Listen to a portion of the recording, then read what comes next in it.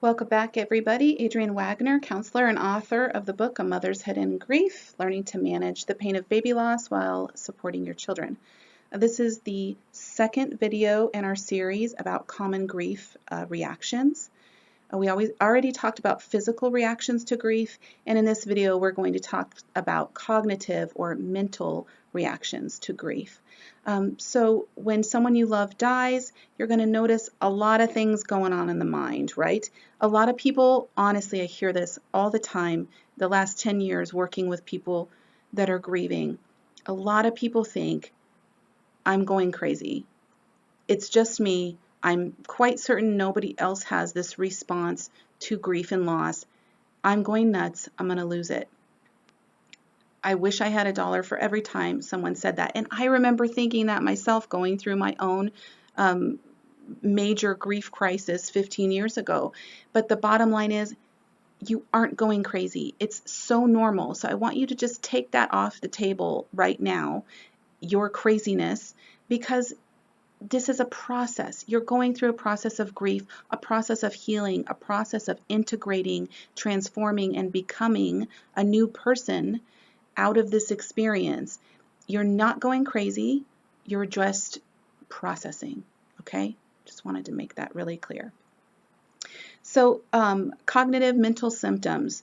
First and foremost, memory loss is a huge one. Forgetting things, forgetting names, putting a can of beans in the refrigerator instead of the pantry.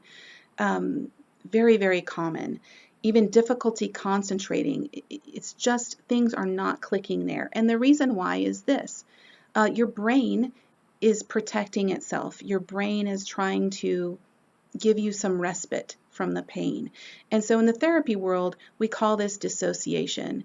And it's when your brain checks out.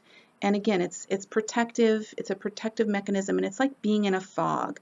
So I can remember after my own loss, suddenly like being at the grocery store and realizing that I didn't remember driving there at all.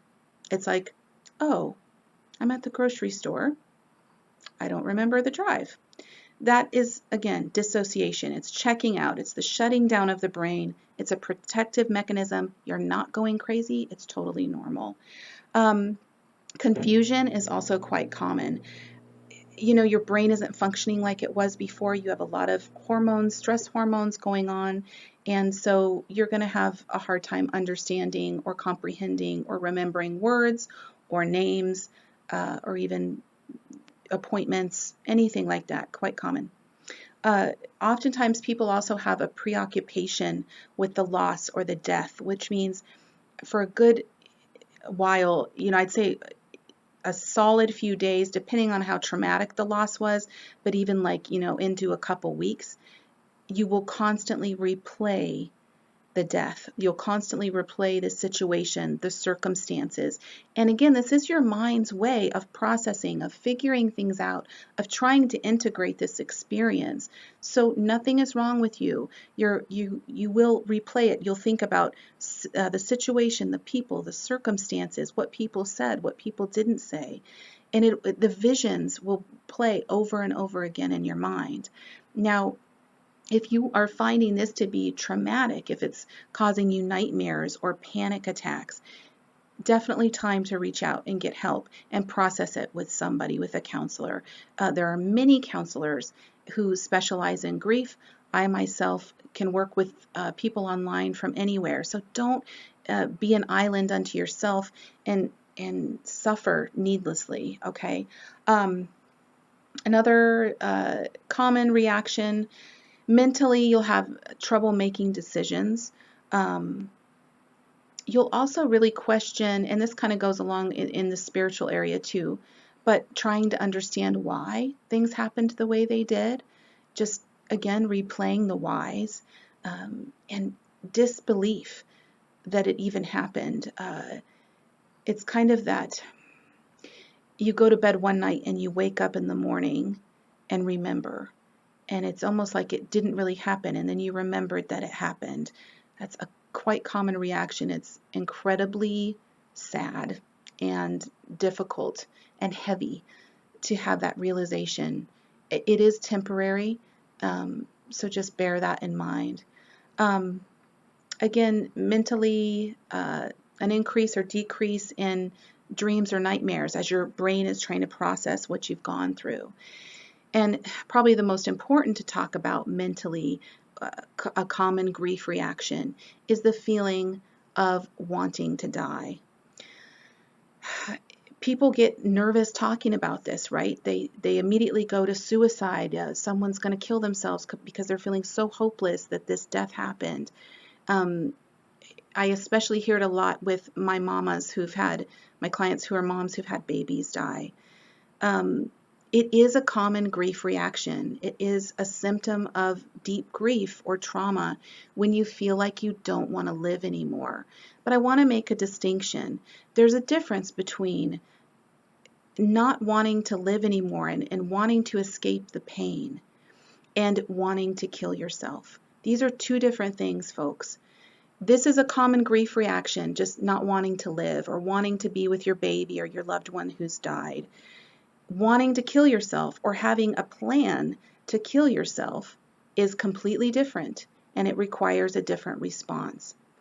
So if you want to kill yourself, if you have thoughts of suicide, if you have a plan, it's incredibly important to reach out. That is a permanent solution to a temporary feeling.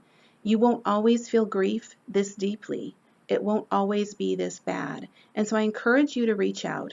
You know, we have the National Suicide Prevention Lifeline. It's open 24 hours.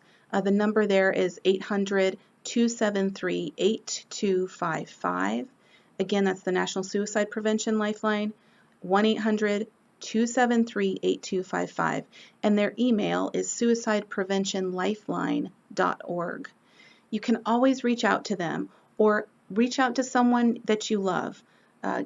Again, reach out to a counselor. Just Google it. You can find a counselor. If they're not a right fit, they'll get you someone who is. It's really important if you want to kill yourself or feel like you are suicidal to reach out.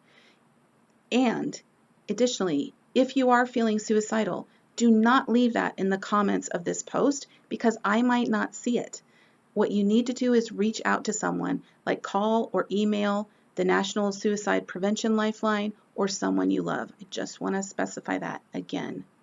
So you can see that when you are grieving, it impacts you mentally. It's normal. You're not crazy. There are a lot of symptoms of grief mentally, and we're going to talk about subsequently in future videos how to manage that. Okay, but first and foremost, reach out, guys. Talk to people you love and trust, or reach out to someone who can help you. Okay, wishing you all the best with this. This is a toughie. So sending my love from here. Take good care. We'll talk to you in the next video.